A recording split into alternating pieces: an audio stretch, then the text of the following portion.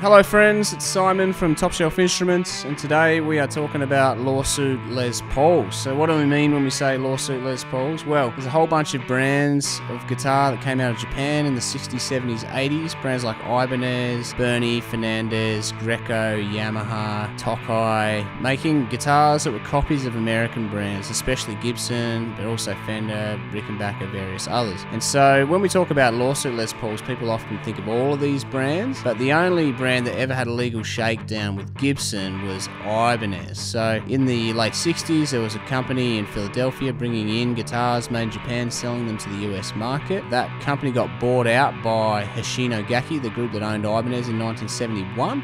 So as soon as they had a presence in the US, the legal proceedings started. And so in 1977, there was a lawsuit between Ibanez and the company in America, which is called Elgar, basically suing Ibanez over the use of the open book headstock on the guitar. So in 1977, when this guitar was made, Ibanez changed their headstock to a different style of headstock as a result of this lawsuit. It was settled out of court. So when people talk about lawsuit guitars, they're talking about this era of stuff. But technically, anything made by Bernie, Yamaha, Greco, etc. isn't really a lawsuit item. It's only the Ibanez stuff that counts, technically.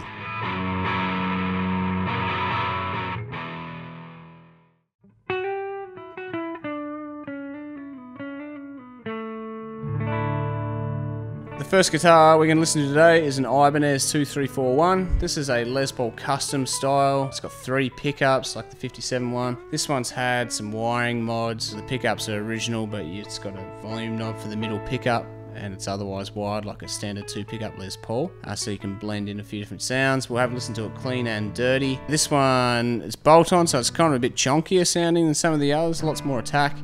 It's a cool little guitar, and this is the classic lawsuit Les Paul.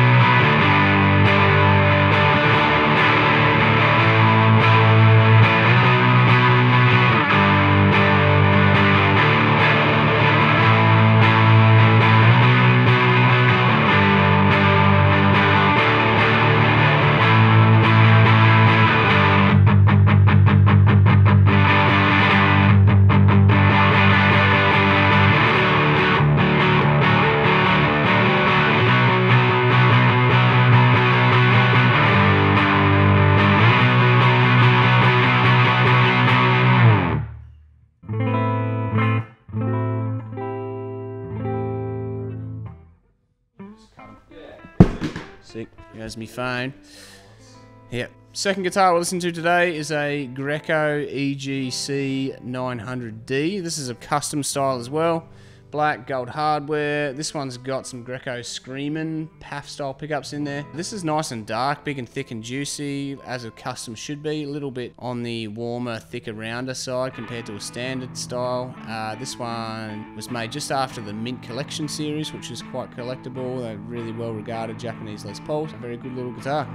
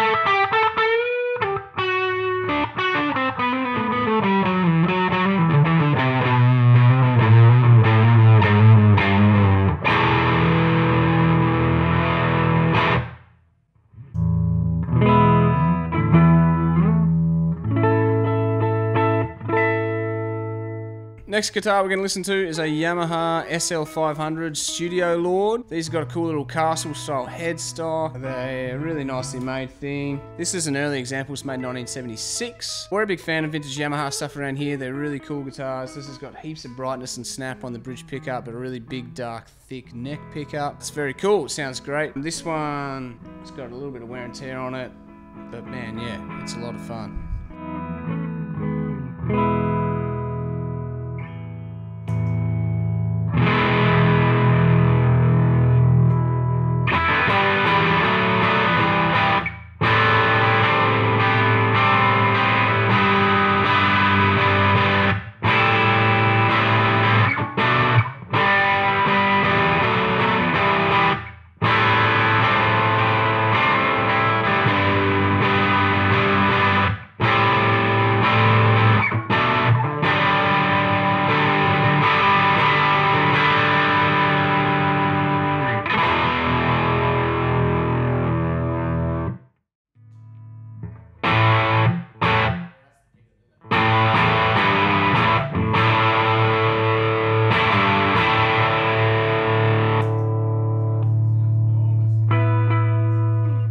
The last guitar we're listening to today is a Tokai Loverock LS50. The Loverock series still exists today, you can buy them now. These early examples are amazing guitars. This is beautifully built, fretwork's amazing, it's made of super high grade mahogany and maple. These made a big splash when they came out, so it's a little bit later, made the next decade compared to those classic lawsuit models, but if you're looking for a vintage Japanese Les Paul, it's hard to go past this. This is probably my favourite of the lot.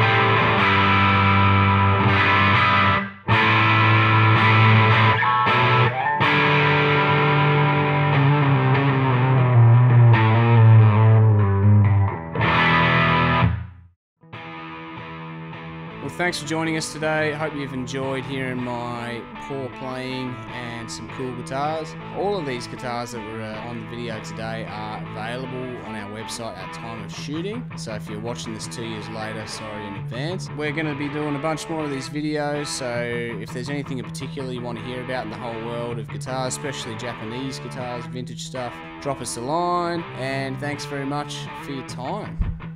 Sayonara.